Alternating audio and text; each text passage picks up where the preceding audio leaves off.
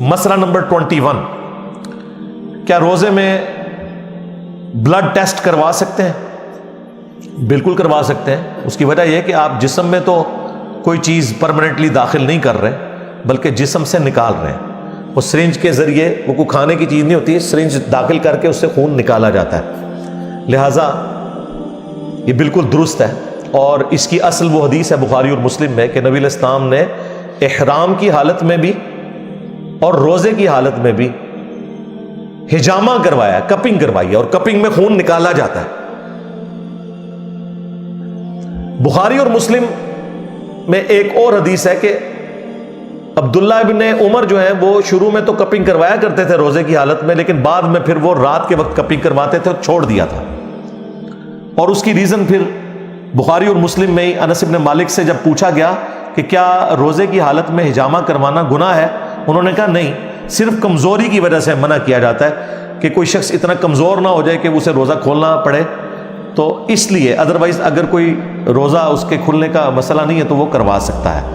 تو blood test میں تو اتنا سا خون نکلتا ہے، اس سے تو کوئی کمزوری نہیں ہوتی، لیکن اگر بلڈ ڈونیٹ آپ کریں تو اس میں چانس ہوتے ہیں کہ روزے کی حالت میں اگر آپ نے بلڈ دیا تو انسان بعض اوقات کمزوری کی وجہ سے بے ہوش بھی ہو جاتا ہے، تو وہ اگر مجبوراً کسی کو دینا پڑے تو وہ ایک روزہ یعنی توڑ دے، افطار کر لے اسی وقت اور بعد میں ایک روزے کی قضا دے دے۔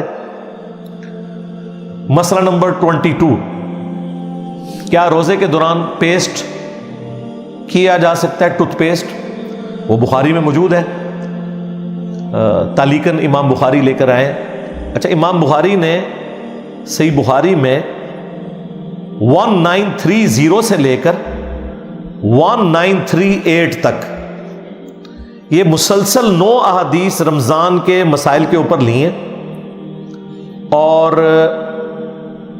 ان احادیث کے چیپٹرز کی باقاعدہ جو ہیڈنگز ہیں نا، ان میں کافی سارے مسائل ترتیب سے لکھ دی ہیں، لیکن وہ تعلیقاً روایتیں ہیں، ان کی اسناد بیان نہیں ہوئی ہوئی ہیں۔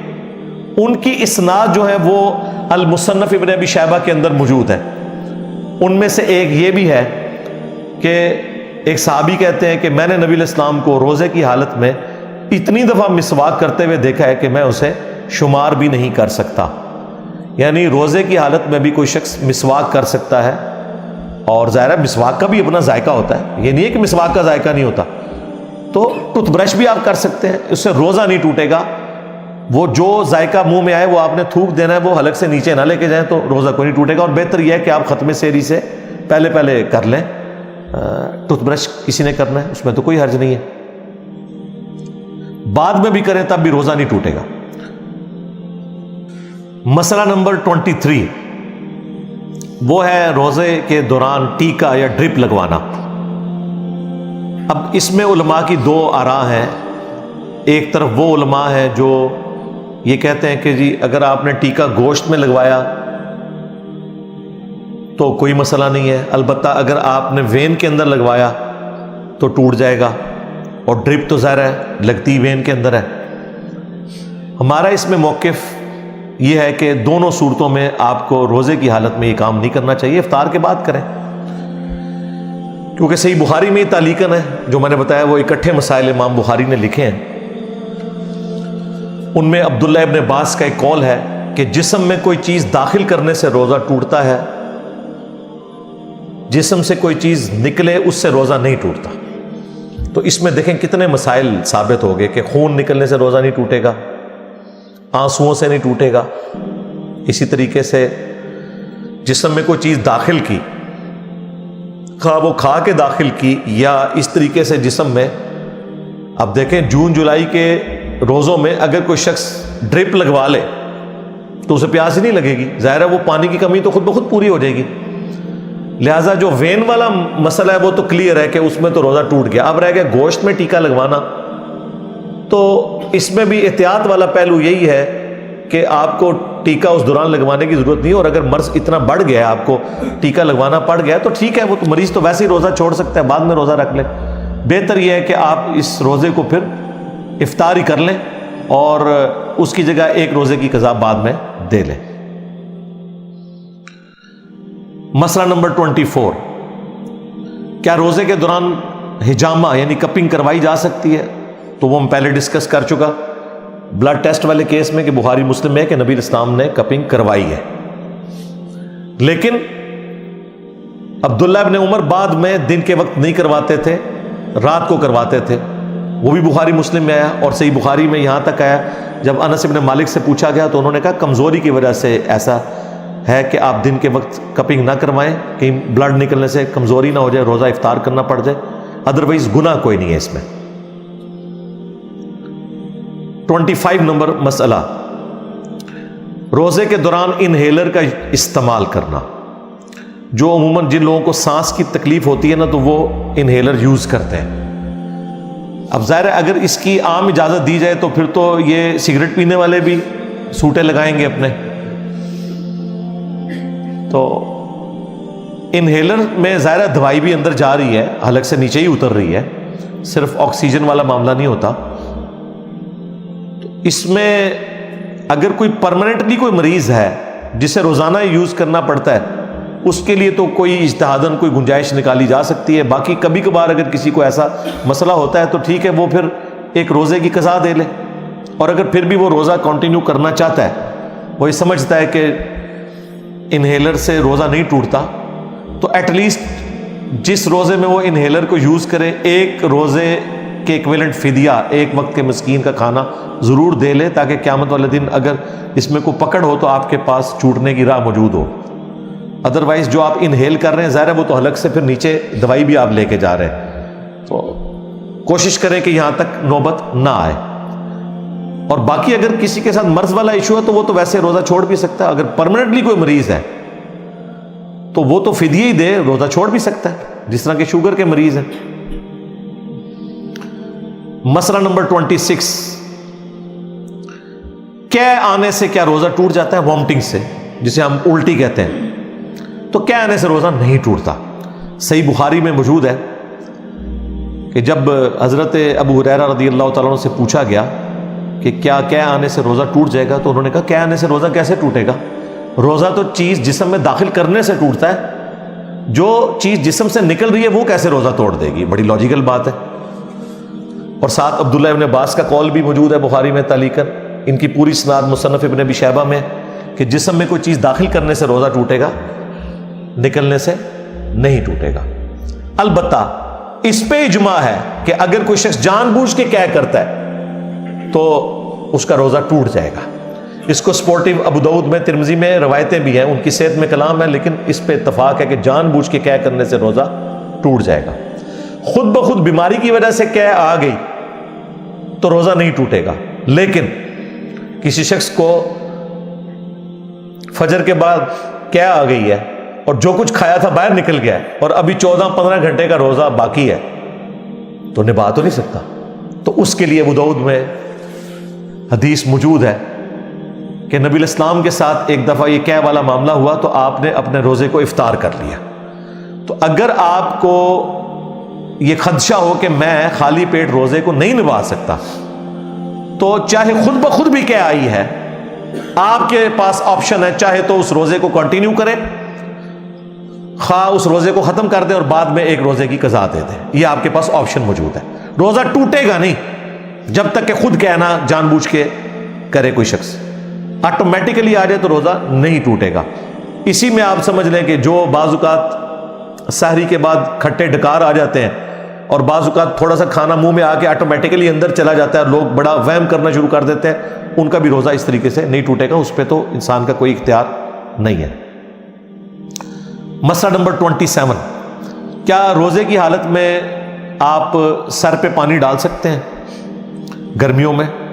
تو وہ ابو داؤد میں حدیث موجود ہے. عبداللہ ابن عمر کہتے ہیں کہ میں نے نبی علیہ السلام کو گرمیوں میں روزے کی تکلیف کو دور کرنے کے لیے سخت گرمیوں میں نبی علیہ السلام کو اپنے سر مبارک پہ پانی ڈالتے ہوئے دیکھا ہے. آپ غسل بھی بار بار کر سکتے ہیں روزے کو ٹھنڈا کرنے کے لیے. آپ گیلی چادر لینا چاہتے ہیں وہ بھی لے سکتے ہیں. اور بعض اوقات منہ بہت زیادہ خشک ہو جاتا ہے بعض لوگوں کا، وہ کلی بھی کر سکتے ہیں. کلی کر کے ایک بار پانی پھینک دیں، دیٹس آل. کئی لوگوں کو میں نے دیکھا وضو کے بعد بھی 50 دفعہ تھوکتے رہتے ہیں. یہ غلو ہے دین کے اندر. امام بخاری باقاعدہ صحیح بخاری میں تعلیقاً یہ روایتیں لے کے ہیں جو میں نے بتایا، مصنف ابن ابی شیبہ میں پوری اسناد ہے، اور امام بخاری نے ان کو اسپیشل نقل کیا ہے کہ ایک تابعی کا قول نقل کیا ہے امام بخاری نے کہ کلی کرنے کے بعد جو پانی منہ میں رہ جاتا ہے وہ اگر کوئی شخص نگل لے تو اس سے روزہ نہیں ٹوٹے گا. یہ امام بخاری نے باقاعدہ لکھا ہے. مراد یہ کہ کلی کی اب جو منہ میں ٹھنڈک باقی ہے وہ اگر حلق میں چلی بھی گئی ہے یا اس کی وجہ سے تھوڑا سٹیبل ہو گیا ہے بندہ گرمی میں تو ٹھیک ہے، اس سے کوئی روزہ نہیں ٹوٹے گا. اور یہ بڑی ایفیکٹو چیز ہے. بعض اوقات جو لوگ ٹوتھ پیسٹ زیادہ یوز کرتے ہیں نا تو ان کو پیاس بہت زیادہ لگتی ہے روزے کی حالت میں، یا آپ سحری کر کے سو گئے اور کوئی آپ نے ایسی چیز کھائی ہوئی تھی اور فجر پڑھ کے آپ سوئے اور 4-5 گھنٹے بعد اٹھے منہ خشک ہوا ہوتا ہے، اب وہ تو روزہ لگنا شروع ہو جائے گا. تو بھائی کوئی مسئلہ نہیں، غسل کریں، کلی کریں. جیسے ہی منہ میں وہ پانی جاتا ہے نا تو منہ کی خشکی ایڈریس ہو جاتی ہے، وہ کلی آپ باہر پھینک دی، دیٹس آل. باقی جو تری اندر رہے گی وہ آپ کو روزے کو ڈسٹرب نہیں کرے گی. میں سمجھتا ہوں چند قیمتی مسائل جو ہیں ان میں سے ایک مسئلہ یہ ہے جو میں نے آپ کو بتایا، یہ عام لوگوں کا کرٹیکل مسئلہ ہے. کیونکہ غسل جنابت تو آپ کر سکتے ہیں نا روزے کی حالت میں. ابو داؤد میں حدیث ہے نا کہ روزہ دار جب غسل کرے تو اسے چاہیے کہ ناک میں زیادہ اوپر پانی نہ چڑھائے.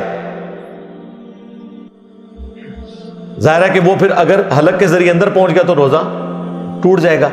اس لیے نبی علیہ السلام نے روزہ دار کو کہا کہ اس نے ناک میں پانی احتیاط سے چڑھانا ہے. اس سے ایک چیز تو پتہ چلی کہ ناک میں وہ پانی ڈال سکتا ہے، یعنی ناک میں جو پانی ڈالا اس کی وجہ سے ناک اندر سے گیلا رہ گیا، وہ روزہ نہیں توڑے گا. دوسرا، اگر یہاں پہ کلی کا کوئی ایشو ہوتا تو نبی علیہ السلام کہہ دیتے کہ روزہ دار کلی بھی نہ کرے، کیونکہ منہ میں کچھ نہ کچھ پانی تو رہ جائے گا.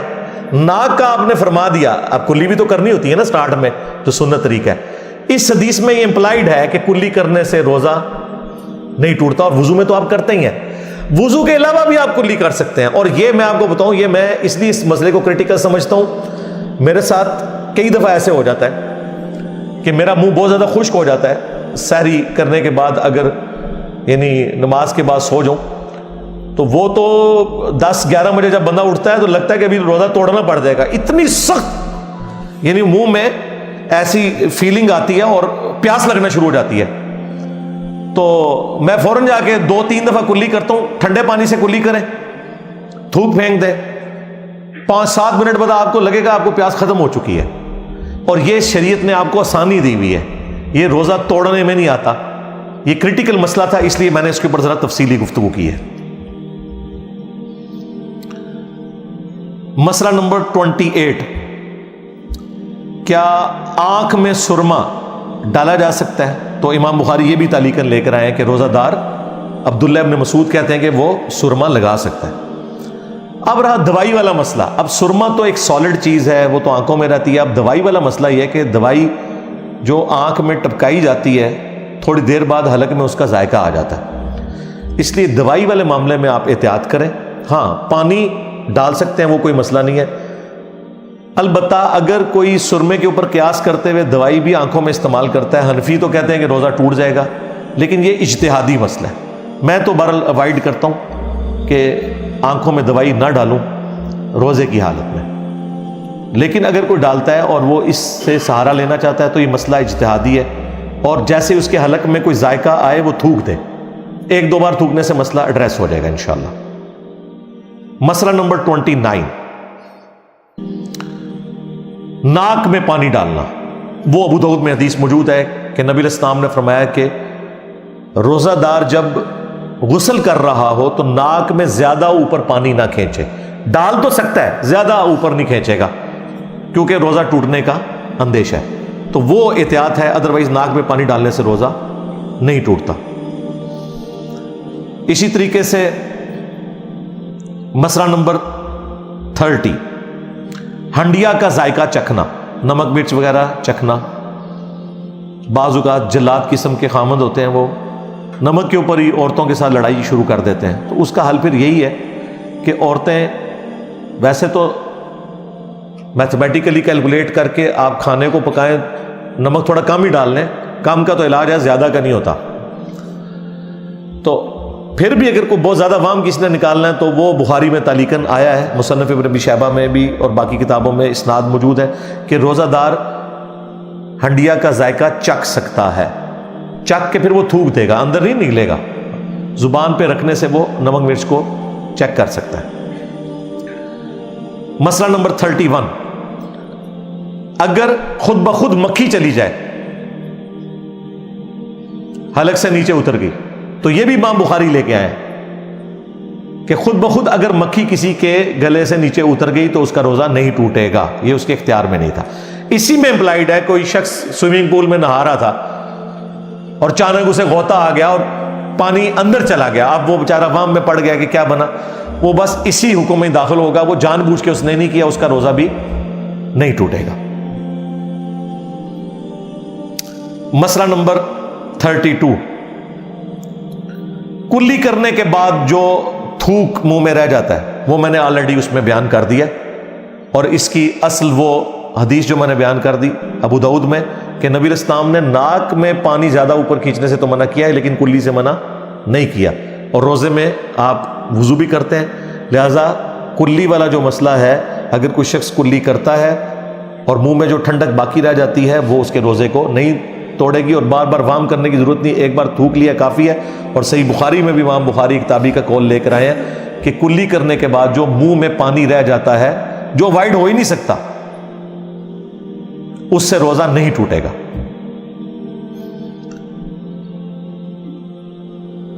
مسئلہ نمبر 33، کان میں پانی ڈالنا. تو کان میں تو آپ نے پانی ڈالنا ہوتا ہے، اس کا کوئی مسئلہ نہیں ہے. غسل کرتے ہوئے کان کا جو ظاہر والا حصہ ہے تو آپ نے دھونا ہوتا ہے، اور وہ جو کان میں پانی جاتا ہے وہ آپ تھوڑی دیر بعد یوں کریں یہاں سے باہر نکل جاتا ہے، وہ جسم کے اندر اس طریقے سے داخل نہیں ہوتا، لہٰذا اس میں کوئی روزہ ٹوٹنے والا معاملہ نہیں ہوگا. مسئلہ نمبر 34، روزے کی حالت میں میاں بیوی کو ظاہر ہے کہ وہ احتیاط کرنی پڑے گی اپنے معاملات کی. اس میں بخاری مسلم میں آتا ہے کہ ام عائشہ کہتی ہیں کہ نبی الاسلام اپنی بیویوں کو روزے کی حالت میں گلے بھی لگا لیا کرتے تھے، بوسہ بھی لے لیا کرتے تھے، یہ بتانے کے لیے ام عائشہ نے بتایا کہ اس سے روزہ نہیں ٹوٹتا. لیکن ساتھ ہی ام عائشہ نے کہا کہ تم میں سے کون شخص ہوگا جو اپنی خواہشات پر رسول اللہ سے بڑھ کر قابو پا سکتا ہے. یعنی نبی الاسلام تو اس لیے کرتے تھے کہ ظاہر ہے آپ اس ایکسٹریم لیول کو کراس نہیں کریں گے کہ جس سے روزہ ٹوٹ جائے. اور اس کو سپورٹیو حدیث ہے ابو داؤد میں، نبی الاسلام کے پاس ایک بوڑھا شخص آیا اور اس نے یہی مسئلہ پوچھا اپنے بیوی کے پوائنٹ آف ویو سے، تو نبی الاسلام نے کہا کہ کوئی حرج نہیں، اس سے روزہ نہیں ٹوٹے گا. لیکن تھوڑی دیر بعد ایک جب جوان شخص آیا تو آپ نے فرمایا کہ تمہیں اس چیز کی اجازت نہیں ہے. لیکن یہ اجازت نہ دینا حرمت کے درجے میں نہیں ہے، یہ ذہن میں رکھیے گا. اگر کوئی شخص اپنی خواہشات پہ قابو پا سکتا ہے تو اس کے اوپر کوئی شرعی گرفت نہیں، اس چیز سے روزہ نہیں اس کا ٹوٹے گا. منع اس لیے کیا گیا کہ کوئی ایکسٹریم لیول پہ نہ چلا جائے کہ وہ روزہ توڑ بیٹھے اور پھر 60 روزے اس کے گلے پڑ جائیں. ایک نہیں نبھا سکا اور 60 پھر کیسے رکھے گا مسلسل، تو یہ ایک مشکل کام ہو جاتا ہے. مسئلہ نمبر 35، کیا گالی دینے سے روزہ ٹوٹ جاتا ہے؟ گالی دینے سے نہ تو روزہ ٹوٹتا ہے اور نہ وضو ٹوٹتا ہے.